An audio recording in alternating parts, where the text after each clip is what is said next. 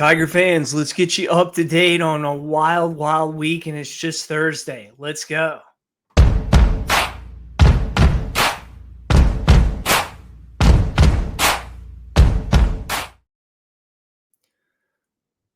What's going on, everybody? I'm Teddy Brennan here on Louisiana Boot Crew Media.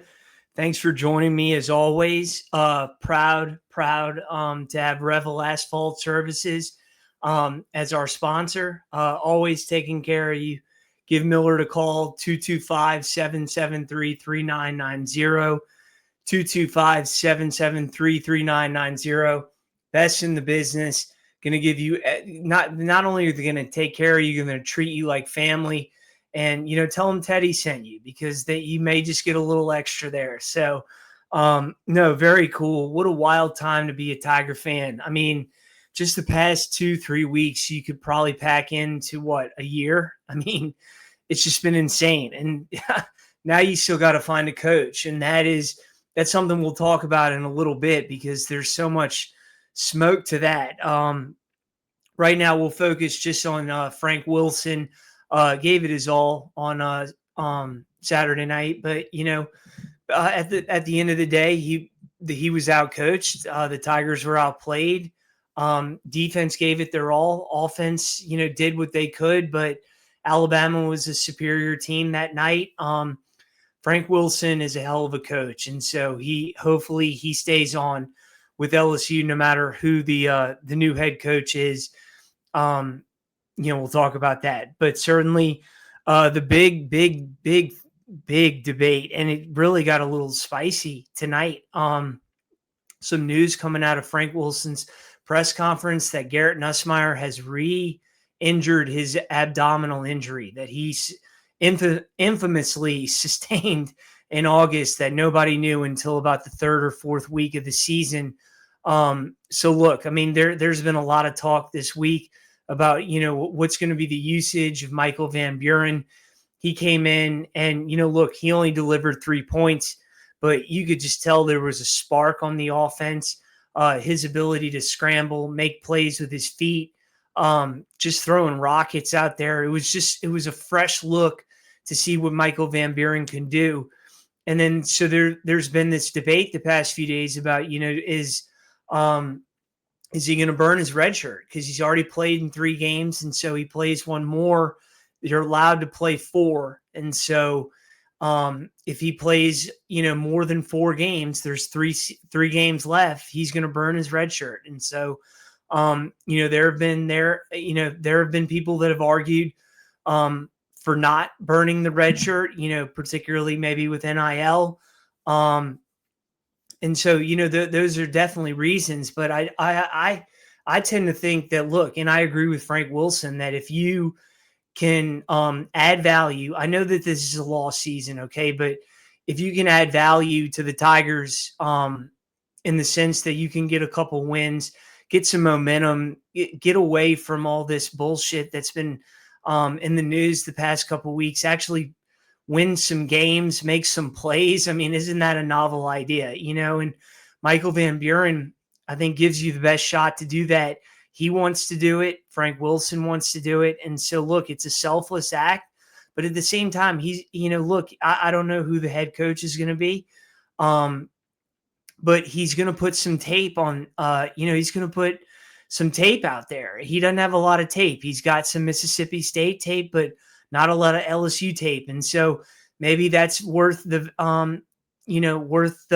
burning of the red shirt in of itself is, being able to show what you can do as opposed to just have basically been sitting on the bench all year and you try to get in the transfer portal and everyone's still watching your Mississippi State film. So I think there's a lot of value to playing, and LSU's going to need him because it sounds like Nussmeier's hurt again. And that's just the story of the season. You feel bad for Nuss. Just he stuck around 5 years, captain, number 18.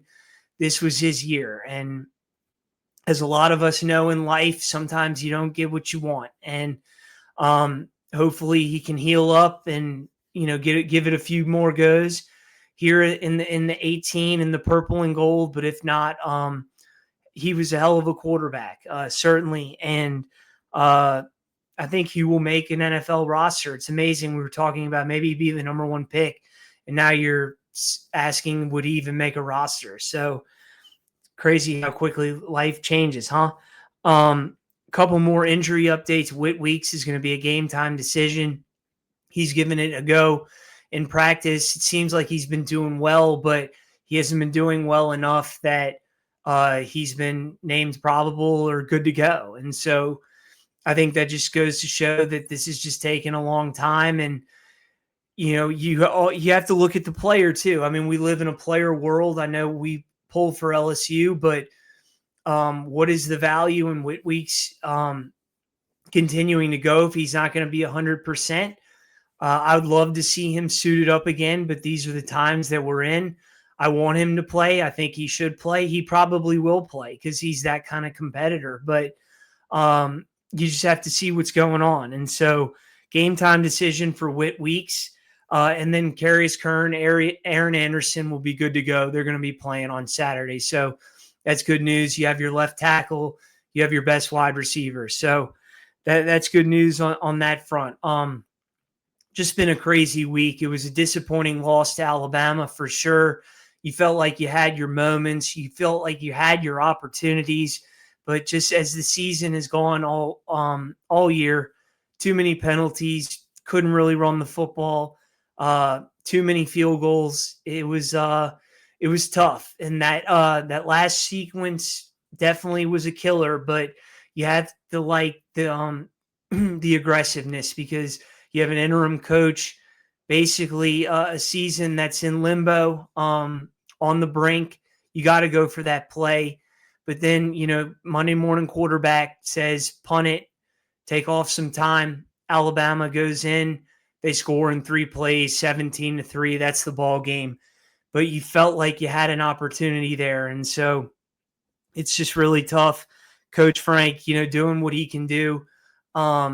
Alex Atkins, kind of a little bit of the same. That you're not going to change the playbook in the middle of the season. You're just not. So you saw the screens and you saw the inability to run the football. But when you give it to Harlan Berry, I think that a lot of good things happen. He's averaging over 5 yards a carry. And I just think you need to hand it to him more, whatever kind of formation you can get him into. He's used to playing in the spread, but, Tiger fans remember good old I formation, fullback, extra tight end, whatever you can do to run the football. You're going to want to do that this week, particularly with the high scoring Razorbacks coming in, and they score a lot of touchdowns. They don't have a very good defense, but they have a very good offense. So let's get some nasty things out of the way. We had the Brian Kelly situation a couple of days ago, and a countersuit. He wants his $54 million. I don't blame him. But so LSU is now claiming that former athletic director Scott Woodward did not have the authority to fire Brian Kelly. Verge Osbury and a few others were in that meeting. So now it's just kind of in limbo as to what is Brian Kelly's status. Now they're trying to argue that they fired him for cause. We have yet to hear what that cause is. Obviously, Brian Kelly has come, full throttle, saying, I want my full money. And so, look, you don't want a lot of dirty laundry out here. Nobody looks good in this situation. LSU does not look good. Brian Kelly does not look good, particularly if he wants, look, he's going to get a lot of money, but if he wants another job and or, some kind of TV thing, you don't want a lot of things out there that maybe you don't want, that maybe LSU has on him. That's just speculation on my part. I have no idea. I'm just saying that normally these things tend to settle.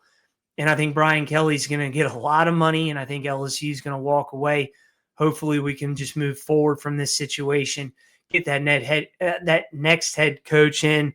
And that's where the fun begins. And so the big one this week was Nick Saban, old Saint Nick Saban. I mean, can you believe it? 20 years later, according to betonline.ag, he's the favorite. He is the favorite at plus 200 to be the next LSU football coach. Lane Kiffin was not too far behind. He was about plus 375. But now, as of today, he's gone up to 450. And, Lane Kiffin, no matter where he chooses, he could stay at Ole Miss, go to LSU, Florida, and now you hear the New York Giants reuniting with Jackson Dart. The Kiffins are going to have a very, very nice Christmas this year. And so, that's just one of those things. Witt will probably be there, Witt Weeks, and everyone's been talking about the curse of the Kiffins ever since it came out that they were dating. And so I believe 1-4 since that. And just been a disaster. Witt Weeks has been out several games. And so, look, but speaking of Christmas, if anybody wants a Christmas present, it's Tiger fans, and it's getting Nick Saban back. I mean, that would be pretty amazing, wouldn't it? I mean, life coming full circle. He dumped us on Christmas 2004. And I know it ruined a lot of Christmases. It ruined mine and plenty others. And boy, would he make a lot of ours this year. And so we're going to see. I mean, he's 74. He's retired. He's doing great on game day. Why would you leave that? But I think LSU has always intrigued him. It intrigued him 25 years ago. I think it intrigues him today. And I think the resources are in place. The infrastructure is in place. The foundation is in place where Nick could come in right now and win a national championship in just 1 year. I truly believe that. And so we'll leave it there. We're going to have more for you tomorrow. We're going to preview the Razorbacks. I mean, they're always a tough game, rivalry game, the boot. Weighs over 200 pounds. Can you believe that? I mean, that's a heavy trophy. So there's always a lot of bad blood there. Petrino on the sideline. He loves to dial up some exotic stuff. It's going to be fun. 11:45, a little earlier than usual for us, but we're going to preview more tomorrow, and then we'll have a post-game show for you Saturday night. Keep it to Boot Crew Media. Tons of Saints, tons of Pelicans, lots of good stuff going on. Justin and the crew holding it down. Thanks to them, and always thanks to Revel Asphalt. We'll talk to you tomorrow. Go Tigers.